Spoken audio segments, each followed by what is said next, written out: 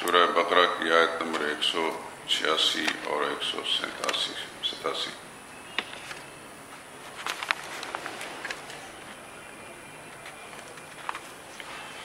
اعوذ باللہ من الشیطان الرجیم، بسم اللہ الرحمن الرحیم۔ وَإِذَا سَأَلَكَ عِبَادِي عَنِّي فَإِنِّي قَرِيبٌ أُجِيبُ دَعْوَةَ الدَّاعِ إِذَا دَعَانِ فَلْيَسْتَجِيبُوا لِي وَلْيُؤْمِنُوا بِي لَعَلَّهُمْ يَرْشُدُونَ۔ أُحِلَّ لَكُمْ لَيْلَةَ الصِّيَامِ الرَّفَثُ إِلَى نِسَائِكُمْ هن لباس لكم وأنتم لباس لهن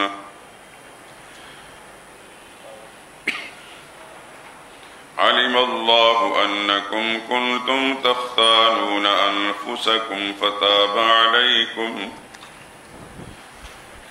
عليكم وعفى عنكم فالآن باشروهن وابتغوا ما كتب الله لكم وَكُلُوا وَاشْرَبُوا حَتَّى يَتَبَيَّنَ لَكُمُ الْخَيْطُ الْأَبْيَضُ مِنَ الْخَيْطِ الْأَسْوَدِ مِنَ الْفَجْرِ ثُمَّ أَتِمُّوا الصِّيَامَ إِلَى اللَّيْلِ وَلَا تُبَاشِرُوهُنَّ وَأَنْتُمْ عَاكِفُونَ فِي الْمَسَاجِدِ تِلْكَ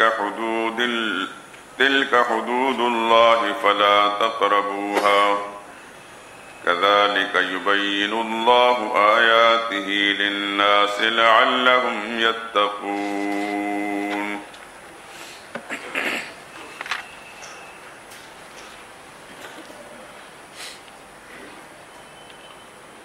وَإِذَا سَأَلَكَ،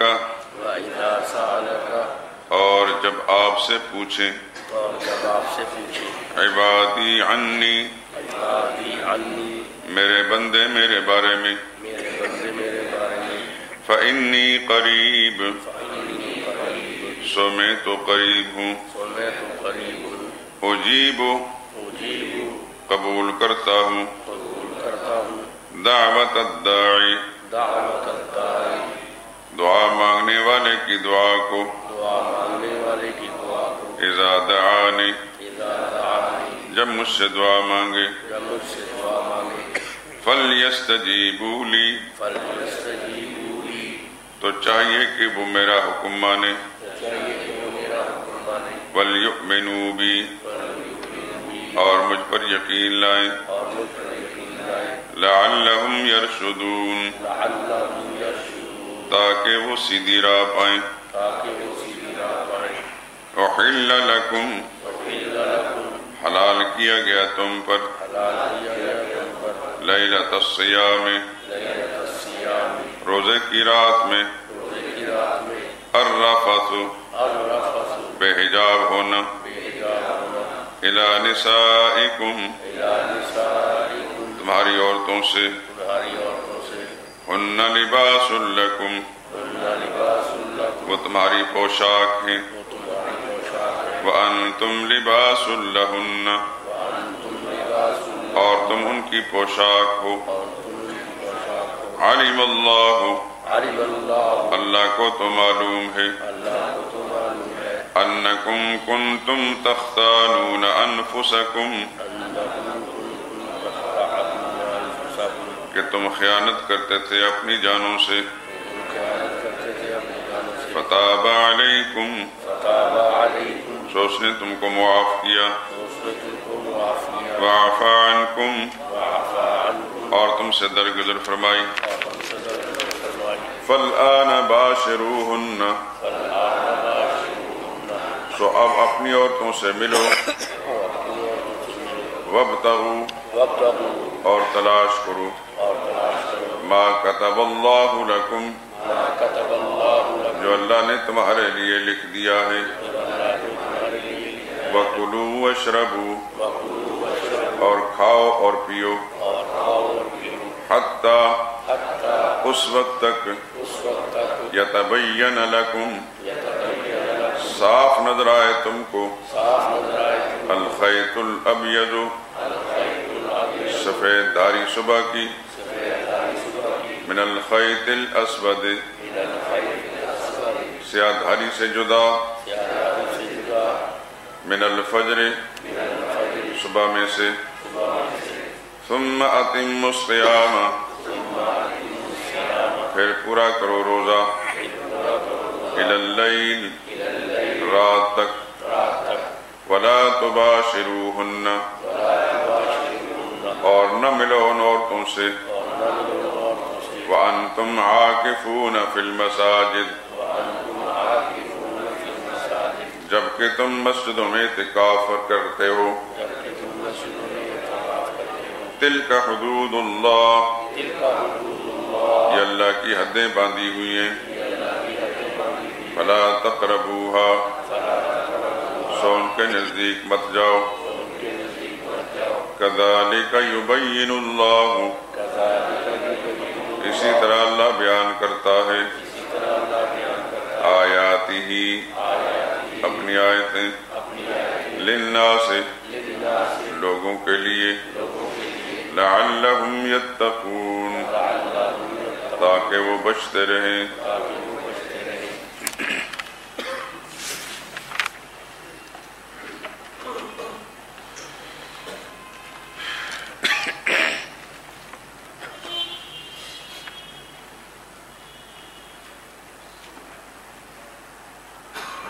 اس سے پہلی آیات میں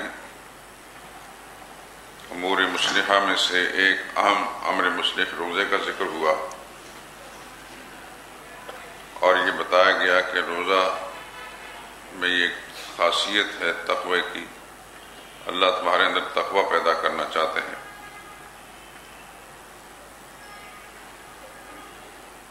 تو جب انسان میں تقوی پیدا ہو جائے تو اللہ کا قرب حاصل ہو جاتا ہے اس کے سبب سے درمیان میں یہ آیت لائی گئی کہ جب روزہ اللہ تعالیٰ کے قرب کا سبب ہے کیونکہ ایک روزہ رکھنے سے انسان 70 سال کی مسافت سے اللہ کے قریب ہو جاتا ہے ایسی حالت میں انسان کو پھر اپنے رب سے مانگتے رہنا چاہیے سوال کرتے رہنا چاہیے تو گویا ایک سبق دیا گیا کہ اس موقع سے فائدہ اٹھایا کرو حدیث میں آتا ہے کہ کچھ افراد ایسے ہوتے ہیں کہ جب بھی وہ اللہ سے دعا مانگتے ہیں اللہ ان کی دعا کو رد نہیں کرتا ایک مظلوم جس پر ظلم کیا گیا ہے وہ اللہ کے سامنے جب التجا کرتا ہے تو اللہ اس کی دعا کو فوراً قبول فرماتے ہیں دوسرا انصاف والا بادشاہ جب اللہ کے سامنے دامن پھیلا کر مانگتا ہے تو اللہ فوراً اس کی بات قبول فرماتے ہیں اور تیسرا روزہ دار جو روزے کی حالت کے اندر اللہ سے مانگتے ہیں اللہ اسے ضرور قبول فرماتے ہیں دعوت الصائم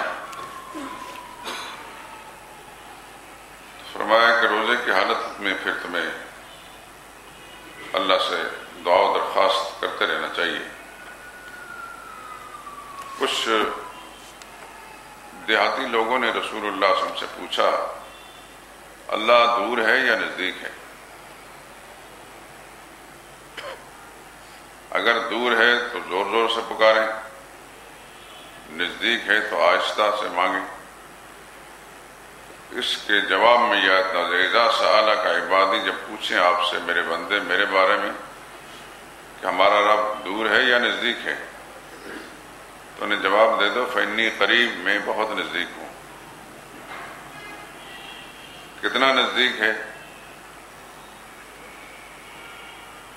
26ویں پارے میں سورہ قاف میں ایک آیت آتی ہے نحن اقرب الیہ من حبل الورید ہم اس انسان کی شاہ رگ سے بھی زیادہ قریب ہیں اس لیے انہیں چلا کر پکارنے کی ضرورت نہیں اللہ بہت نزدیک ہے فإنی قریب جب قریب ہے تو پھر ظاہر ہے کہ تمہاری پکاریں سنتا بھی ہے اور قبول بھی کرتا ہے۔ اس نے فرما دیا اجیب دعوت الداعی، میں دعا مانگنے والے کی دعا کو قبول کرتا ہوں۔ یہ وعدہ ہے اللہ کا۔ یہ کیسے ممکن ہے کہ اللہ فرمائے کہ میں تو قبول کرتا ہوں اور لوگ یہ کہیں ہماری نہیں سنتا، اور پھر اللہ کے دروازے کو چھوڑ کر قبروں سے جا کر مانگتے ہیں، جو دنیا چھوڑ چکے ہیں، منو مٹی کے نیچے ہیں، اس کی پکار کو سنتے بھی نہیں، اور جو ہر وقت دور و نزدیک سے سنتا ہے۔ اللہ نے فرمایا وَأَسِرُّوا قَوْلَكُمْ أَوِ اجْهَرُوا بِهِ، تم بات آہستہ سے چپ کیسے کرو یا اونچی آواز سے، إِنَّهُ عَلِيمٌ بِذَاتِ الصُّدُورِ، وہ تو دل کے اندر کی چیزوں کو جانتا ہے۔ أَلَا يَعْلَمُ مَنْ خَلَقَ، کہ جس نے بنایا اس انسان کو وہ نہیں جانتا ہوگا؟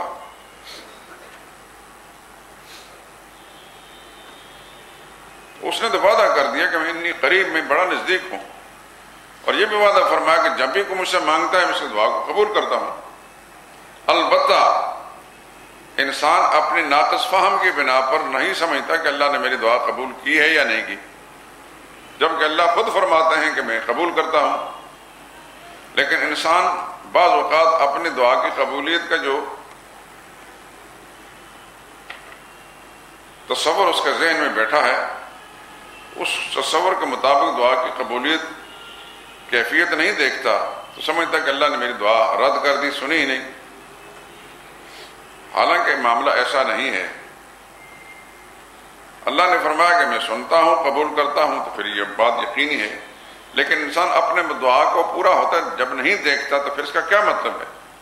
جبکہ اللہ کا وعدہ ہے کہ میں دعا قبول کرتا ہوں، تو اس کا مطلب یہ ہے کہ انسان نے اپنی مصلحت جس طرح سمجھی ہوتی ہے، انسان اپنے ناقص سمجھ کے مطابق اپنا فائدہ جس چیز میں دیکھتا ہے، اللہ کے علم میں اس میں فائدہ نہیں ہوتا۔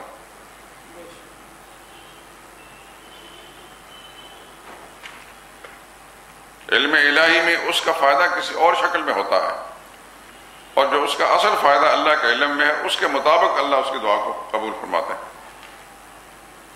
مثال کے طور پر ایک آدمی نے کہا یا اللہ مجھے مالدار بنا دے، سن تو لیا اللہ نے، لیکن اللہ کے علم میں اس کا مالدار ہونا مفید نہیں تھا، کیونکہ اس کے مستقبل کو، آنے والے زمانے میں کیا ہوگا، اس کو اللہ جانتے ہیں۔ اس کے برعکس اس کی دعا کو اللہ کے علم میں تھا کہ اس پر ایک بہت بڑی مصیبت آنے والی، تو آنے والی مصیبت کا راستے میں اس کو دیوار بنا دیا گیا۔ اس مصیبت سے اللہ نے اس کو بچا لیا ہے اور مالدار نہیں بنایا۔ یہ سمجھتا کہ شاید اللہ نے میری دعا سنی نہیں۔ یہ احمق انسان، نادان انسان ہی سمجھتا کہ ایک بہت بڑی اگر مالدار بن بھی جاتا، بہت بڑی آفت سے، کسی حادثے سے دوچار ہو جاتا، مر جاتا، اس مال کس کام کا؟ اللہ نے اس کو حادثے سے، بڑی آفت سے بچا لیا ہے، لیکن یہ سمجھتا ہے کہ اللہ نے میری دعا سنی نہیں۔ اللہ کا وعدہ ہے، یاد رکھیں، اجیب دعوت الداعی، ذہن میں رکھیں۔ اللہ نے وعدہ فرمایا، اور اللہ نے یہ بھی قرآن وَلَن يُخْلِفَ اللَّهُ وعدَهُ، اللہ اپنے وعدوں کے خلاف نہیں کرتا۔ وعدوں کے خلاف کب ہوتا ہے؟ کہ جب جس نے وعدہ کیا وعدہ پورا کرنے کی طاقت نہیں رکھتا، تب وعدہ خلافی ہو جاتی ہے۔ تو اللہ تعالیٰ کی ذات وہاں ضعف اور کمزوری کا تصور ہی کوئی نہیں کیا جا سکتا کہ اللہ مجبور ہے جس وعدہ پورا نہیں کر سکا، یا یہ کہ وعدہ اس لیے پورا نہیں ہوتا کہ وہ انسان عادتاً آدھی وعدہ خلاف ہوتا ہے، اور اللہ تعالیٰ کی شان ایسی نہیں ہے، نہ وہ وعدہ خلاف ہے، نہ وعدہ پورا کرنے سے مجبور اور معذور ہے۔ اس لیے فرمایا وَلَن يُخْلِفَ اللَّهُ وَعْدَهُ، کبھی ان اللہ لا يخلف الميعاد، اللہ وعدوں کے خلاف نہیں کرتا۔ قرآن کریم کے اندر بہت ساری مثالیں تھیں۔ سیدنا موسیٰ علیہ السلام کی والدہ کو اللہ نے ان کے دل میں یہ بات ڈالی کہ فرعون بنی اسرائیلیوں کے بچوں کو پکڑ قتل کرتا ہے، آپ کے یہاں بچہ پیدا ہو گیا، اس کو بھی قتل کرے گا، آپ ایسا کریں کہ اس کو کسی صندوق میں ڈال کر دریا کے حوالے کر دیں۔ اور ساتھ ہی وعدہ فرمایا انا رادوہ الیک وجاعلوہ من المرسلین، ہم وعدہ کرتے ہیں کہ اس کو واپس آپ کی گود میں پہنچائیں گے اور اس کا رسول بھی بنائیں گے۔ چنانچہ موسیٰ علیہ السلام کی والدہ نے اللہ کے وعدوں پر یقین، یہ مشکل سے پیدا ہوتا ہے۔ یہ ایمان جو ہے بگڑا ہوا آج سارا ہمارا ایمان ہے، ہم اپنے جیسے جھوٹے وعدے خلاف آدمی کی بات پر مان لیتے ہیں۔ اللہ نے اپنی کتاب میں جو وعدہ کیا اس کو نہیں مانتے، اللہ کا رسول نے جو وعدہ دیا اس کو نہیں مانتے۔ ہمارا ایمان بگڑا ہوا ہے۔ کلمہ ہم بھی پڑھتے ہیں، صدیق اکبر پڑھتے تھے، صحابہ بھی پڑھتے تھے، ہم بھی پڑھتے ہیں، اسی نبی کے کلمہ پڑھتے تھے، اسی نبی کے ماننے کا، رسول ہونے کا دعوے دار ہم بھی ہیں، وہ بھی ہیں، لیکن کیا ہے ہماری زبان کلام سے آگے بات چلتی نہیں۔ انہوں نے جو کلمہ پڑھا تھا، جو یقین تھا، وہ دل کے اندر اترا ہوا تھا۔ جیسا کہ کوئی چیز انسان کے خون میں سرایت کر جاتی ہے، ان کے خون کے اندر یہ ایمان سرایت کر گیا تھا۔ ہمارا ہنسلی سے اوپر اوپر ہے، فرق صرف اتنا ہے، مسلمان وہ بھی کہلاتے تھے تو مسلمان ہم بھی ہیں۔ ہم قانونی مسلمان ہیں، وہ حقیقی مسلمان تھے۔ قانونی مسلمان اسے کہتے ہیں کہ جس نے زبان سے کلمہ پڑھ لیا، انہوں نے زبان سے کلمہ پڑھنے کے ساتھ ساتھ اس کے حقیقت دل میں اتارا تھا۔ موسیٰ علیہ السلام کی والدہ کو اللہ کے وعدوں پر یقین تھا، چنانچہ اس شیرخوار بچے کو، نومولود بچے کو صندوق میں ڈال کر دریا کے حوالے کر دیا۔ آپ اندازہ کریں کہ اس ماں کے دل کی کیفیت کیا ہوگی۔ ذرا نکالیے سورہ قصص صفحہ 500، صفحہ 500 نکالیں۔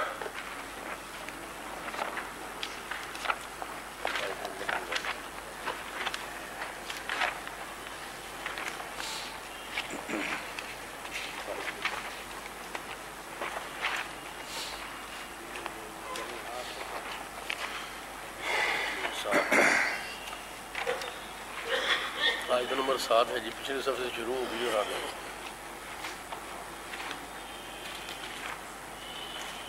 499 اور 500۔ آیت نمبر 7 دیکھیں۔ وَأَوْحَيْنَا إِلَىٰ أُمِّ مُوسَىٰ، موسیٰ علیہ السلام کو ماں کو ہم نے حکم دیا، ان ارضعی، بچے کو دودھ پلا لیں، فَإِذَا خِفْتِ عَلَيْهِ، جب آپ کو ڈر ہو فرعون کا، اس کے کارندوں کا، فَأَلْقِيهِ فِي الْيَمِّ، اس کو دریا میں ڈال دو، وَلَا تَخَافِي، نہ ڈرنا، وَلَا تَحْزَنِي، نہ غمگین ہوں، اِنَّا رَادُّوهُ إِلَيْكِ، ہم پہنچائیں گے واپس آپ کی طرف، وَجَاعِلُوهُ مِنَ الْمُرْسَلِينَ، اس کا رسول بنائیں گے۔ کیا ہوا پھر؟ فَالْتَقَطَهُ آلُ فِرْعَوْنَ، فرعون کے گھر والوں نے اس کو اٹھا لیا۔ وہ صندوق بہتا بہتا سیدھا ہی اس پانی میں، اس نہر میں چلا گیا جو فرعون کے دروازے پر پہنچی تھی۔ ان کی اہلیہ یا ان کے ملازمائیں، خادمائیں، وہ ساری دیکھتی تھی اس نہر کو کہ ایک چھوٹا صندوق آ رہا، انہوں نے پکڑ لیا، اس کو کھول کر دیکھا تو بڑا ایک خوبصورت بچہ اس کے اندر، انہوں نے اس کو نکال لیا۔ ان فرعون و حامان و جنودہما کانوا خاطئین، یقین فرعون، حامان اور اس کا لشکر بڑے خطا کار تھے۔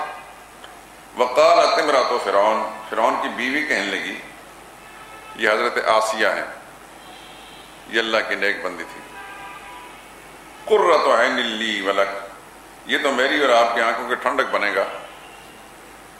بے اولاد تھا فرعون، جو اپنے آپ کو رب اعلیٰ کہتا تھا، گھر میں بچہ نہیں تھا۔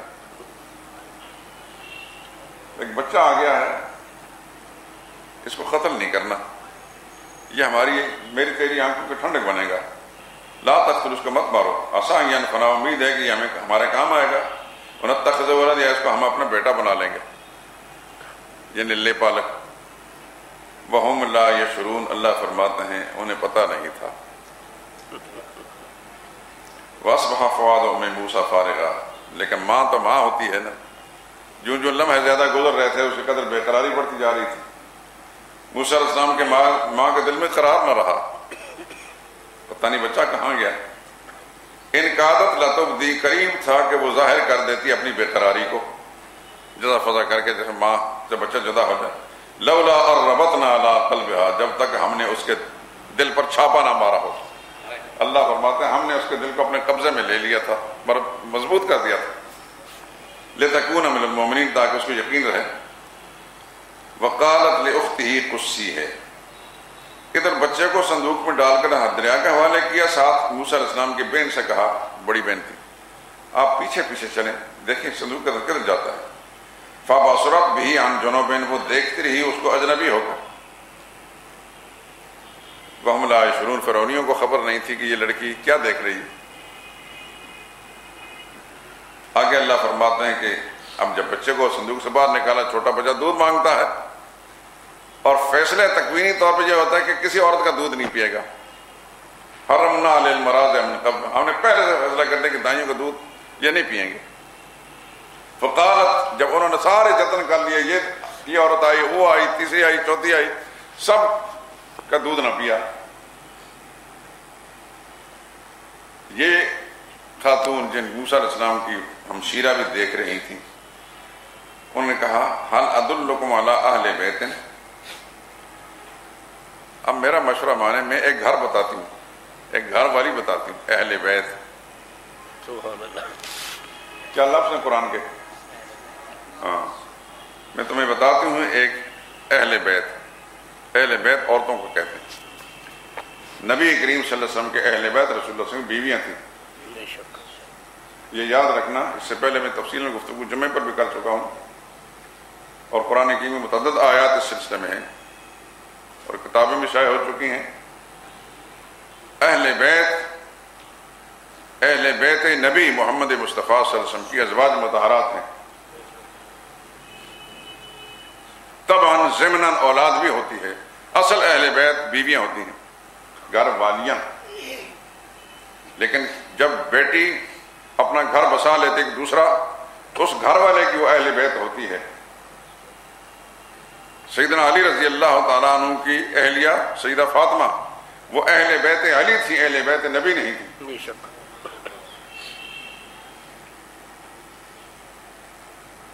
لیکن روافض کی چابک دستی اور ان کی ہوشیاری، کس انداز سے انہوں نے روایتوں میں گڑ بڑھ کر کے، کس طریقے سے پوری قوم کے ذہنوں کا مسخ کر کے رسول اللہ صلی اللہ علیہ وسلم کی ازواج مطہرات کو باہر نکال کر سیدنا حسن، سیدنا حسین اور سیدہ فاطمہ رضی اللہ تعالی عنہا کو، ان تین افراد کو اہل بیت بنا دیا۔ اور پھر مزہ کی بات یہ کہ ایک بیٹی کو اہل بیت میں داخل کری، باقی تین بیٹیاں اہل بیت سے خارج کر دی گئی۔ رسول اللہ صلی اللہ علیہ وسلم کے سارے صاحبزادے بھی اہل بیت سے نکال دیے گئے، آپ کے تمام ازواج مطہرات کو نکال دیا، جسے دن دہاڑے ڈاکہ مارا۔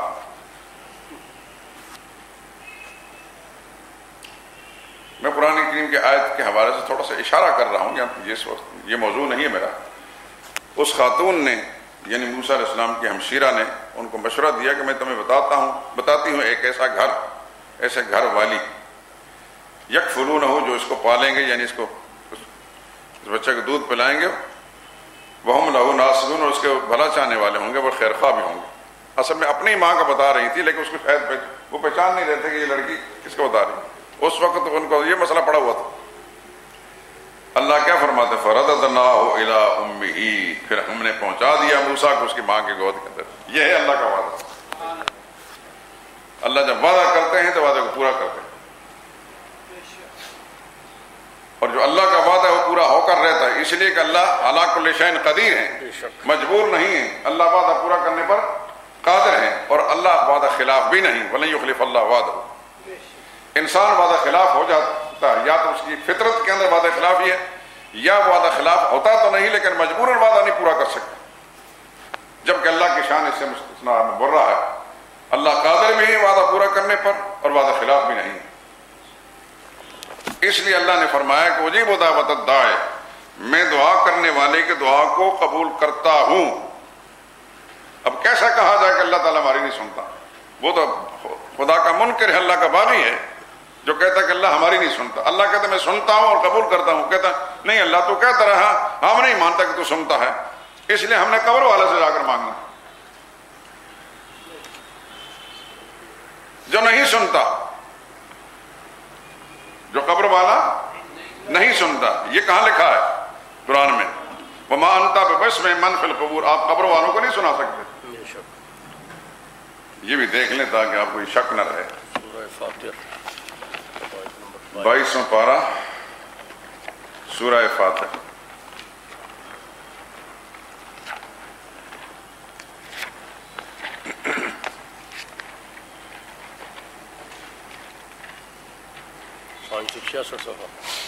صفحہ 566 اور آیت نمبر 23 ہے.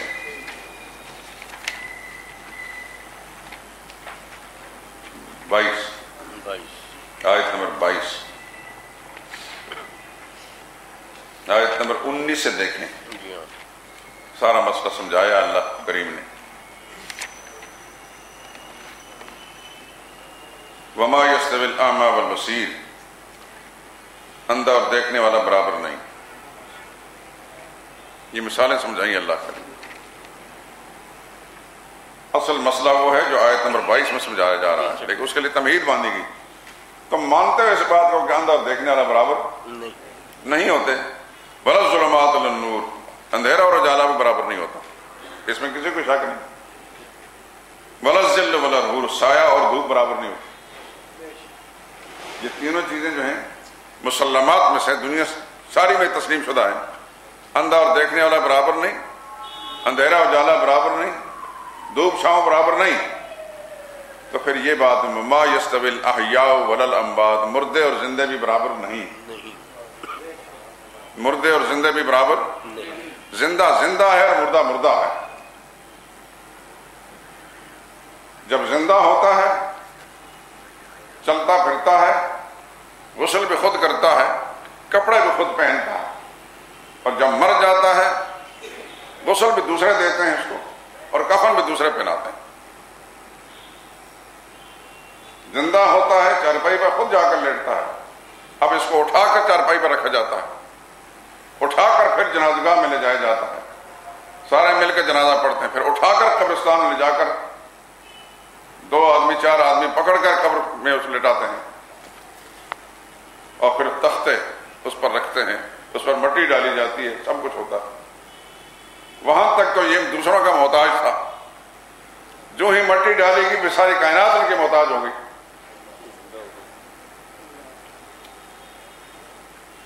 یہ سب اللہ کے علم میں تھا، اس لیے اللہ پاک نے پوری تمہید کے ساتھ یہ مسئلہ سمجھایا.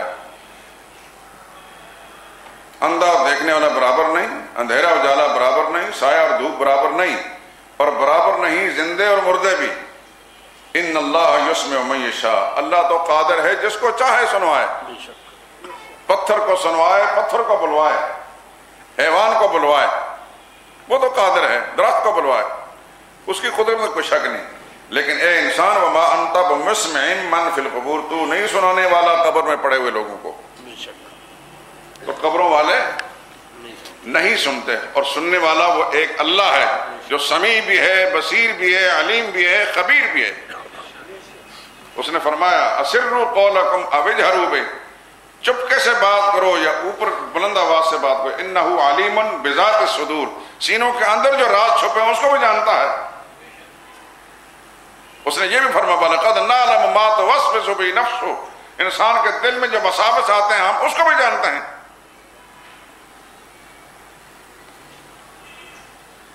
اس لیے فرمایا کہ مجھ سے مانگنے والا جب مانگے گا تو میں وعدہ کرتا ہوں کہ اس کی دعا کو میں سنتا اور قبول کرتا ہوں.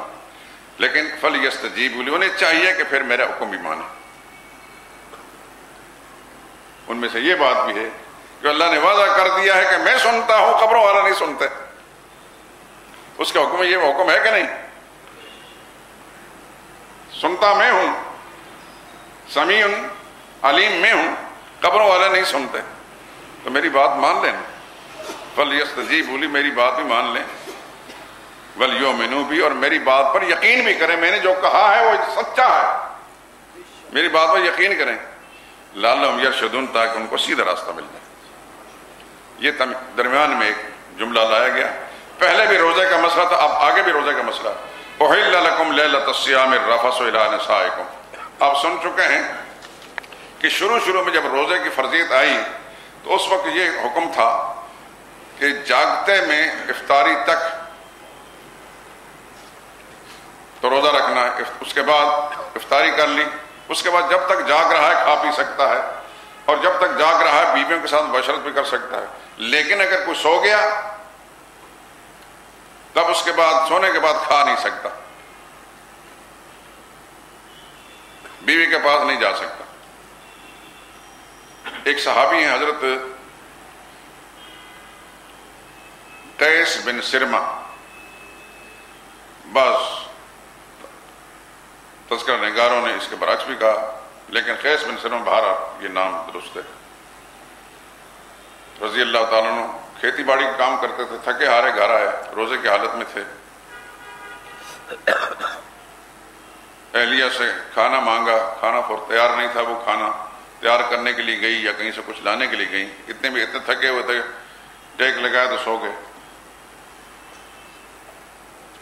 جب واپس آئیں تو آپ ظاہر ضابطہ تو یہی تھا کہ سونے کے بعد پھر کھا نہیں سکتے کچھ بھی، چنانچہ سارا دن روزہ رکھا، اب پھر روزے کی کیفیت میں ساری رات، اگلے دن کام کرتے کرتے بے ہوش ہو گئے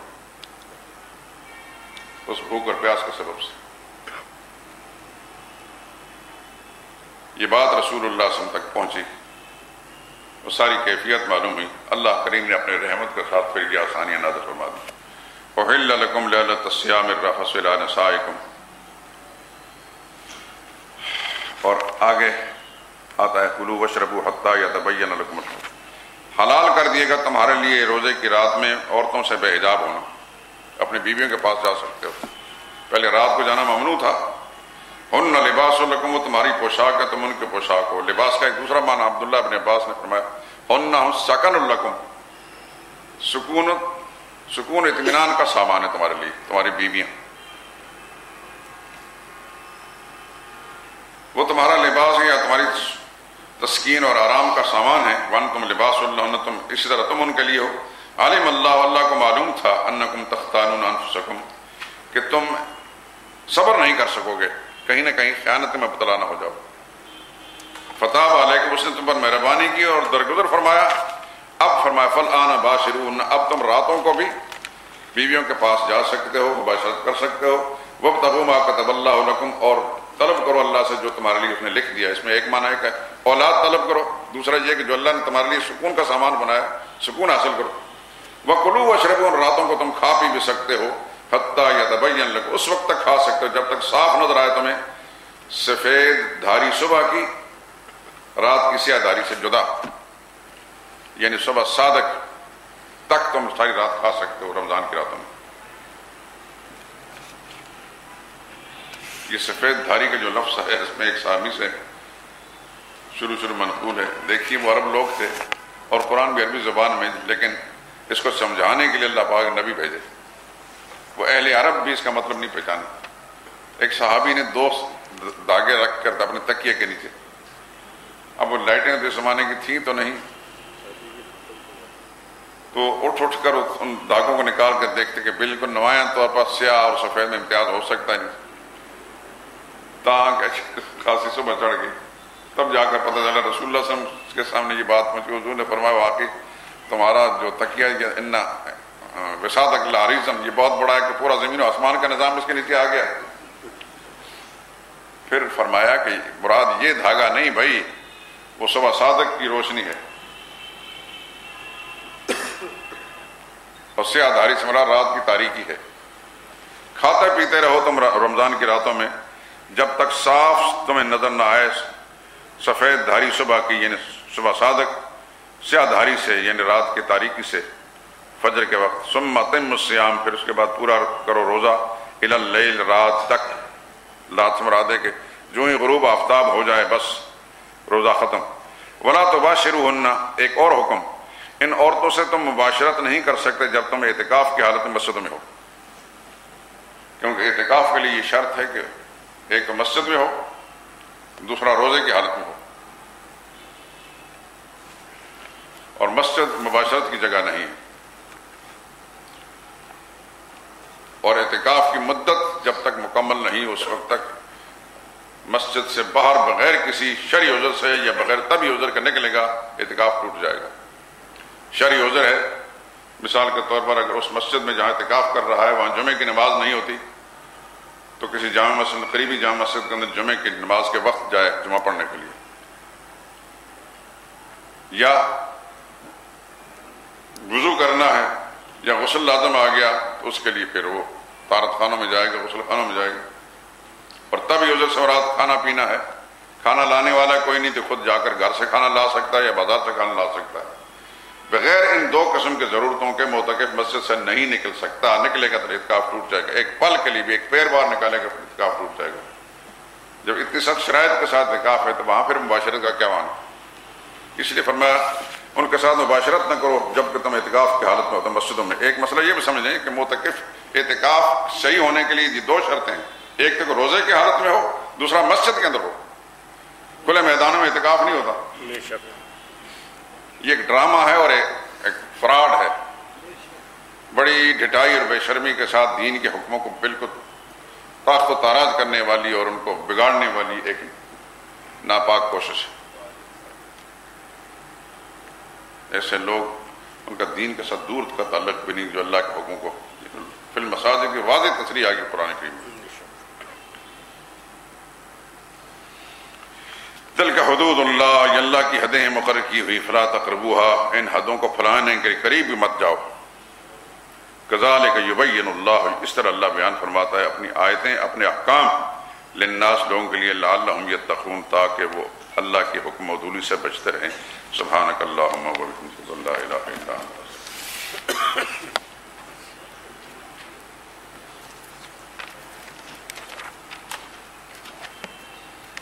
نہیں، جنازے میں شرکت کے لیے نہیں جا سکتے۔ ہاں البتہ اگر کوئی شخص وضو کرنے کے لیے باہر نکلا جو اس کی شرعی ضرورت ہے، واپسی پر آ رہا تھا، جنازہ آ گیا قریب ہی، اس جنازے میں شرکت کر سکتا ہے، لیکن مستقل جنازے میں شرکت کرنے کے لیے ارادہ سے باہر نہیں جا سکتا، کیونکہ جنازہ فرض کفایہ ہے اور جو مسلمان ادا کر لیں وہ باقی سارے مسلمانوں کی طرف سے ادا ہو جاتا ہے، فرض عین نہیں ہے۔ الحمدللہ رب العالمین، اللہم صلی علی محمد وعلی آل محمد وبارک وسلم۔ یا اللہ، ہمارا یہ بیٹھنا بیان کرنا سننا قبول فرما۔ اے اللہ، تو اپنی کتاب کی روشنی سے ہمارے دل و دماغ کو منور فرما، ہمارے گھروں کو اس کی تعلیمات سے آباد فرما۔ یا اللہ، اس کی ہدایت کی ہوائیں چلا دے، پورے معاشرے کے اندر یا اللہ خیر و ہدایت پھیلا دے۔ اے اللہ، قرآن کی روشنی کے اندر ہمیں زندگی کے سارے ہی معاملات درست کرنے کی توفیق عطا فرما۔ الہ العالمین، معاشرے کے اندر جو بگاڑ آ چکا ہے، اپنی رحمت کے ساتھ قرآن کریم کی اس تعلیمات کے ذریعے سے اس بگاڑ کی اصلاح فرما دے، اور ہر مسلمان کے دل میں اس بات کی اہمیت ڈال دے کہ وہ قرآن کریم کے ساتھ جڑ جائیں اور قرآن کریم کے ذریعے سے اپنی رہنمائی حاصل کریں۔ الہ العالمین، اس ملک کے اندر جو مقتدر طبقہ ہے اس کو بھی ہدایت نصیب فرما، اور انہیں بھی اس بات کی توفیق دے کہ کلمہ پڑھنے کے ناطے سے اس ملک کے نظام کو قرآن کے مطابق بنا سکیں۔ الہ العالمین، دین اور اہل دین کے خلاف دنیا میں جتنی بھی تحریکیں چل رہی ہیں اور جہاں جہاں بھی اس کے تحریک محرک ہیں، یا اللہ تو ان کو اچھی طرح جانتا ہے اور ان کو اپنے گرفت میں قابو میں لانے کی تو قدرت رکھتا ہے۔ یا اللہ، ان بد نیت لوگوں کو جو تیرے دین کے دشمن ہیں اور دین کو مٹانے اور اسی طریقے سے دین کے جو نمائندے ہیں، وارث ہیں، ان کو مٹانے کی ناپاک کوشش کر رہے ہیں، تو ان کو اپنے گرفت میں لے کر جس طرح ماضی میں اپنے باغیوں کو تو پیوند زمیں کرتا رہا، اب بھی ایسے لوگوں کو یا اللہ اسی انجام سے دوچار کر دے۔ یا اللہ، تو دین کی حفاظت فرما، تو سب سے بڑا محافظ ہے، اہل دین کی حفاظت فرما، مساجد کی حفاظت فرما، مدارس مکاتب کی حفاظت فرما، دنیا بھر میں یا اللہ تیرے دین کا کام کرنے والی جو جماعتیں چل رہی ہیں، یا اللہ ان کی حفاظت فرما۔ یا اللہ، ہر مسلمان کی جائز حاجت پوری فرما، مشکلیں آسان فرما دے، جتنے ہمارے ساتھی بیمار ہیں یا اللہ سب کو صحت کلی عطا فرما دے۔ ہمارے ایک دوست ہیں، ان کی والدہ اسپتال کے اندر، ان کے لیے دعا کریں اللہ تعالیٰ ان کو بھی شفا کاملہ عطا فرمائے۔ جن گھروں کے اندر خواتین بیمار ہیں، بچے بیمار ہیں، ان کے لیے دعا کریں اللہ تعالیٰ ان کو بھی اپنے خصوصی لطف و کرم کے ساتھ مکمل شفا عطا فرما دے۔ جو کسی کاروباری پریشانی میں مبتلا ہیں یا گھریلو جھگڑوں میں مبتلا ہیں یا مقدمات میں پھنسے ہیں، ان کے لیے دعا کریں اللہ تعالیٰ ان کے لیے آسانیاں پیدا فرما دیں. معاشی تنگ دستی میں جو لوگوں پر اللہ ان کے لیے رزق حلال کا انتظام فرما دیں اور ان کے آسودگی پیدا فرما دیں. ربنا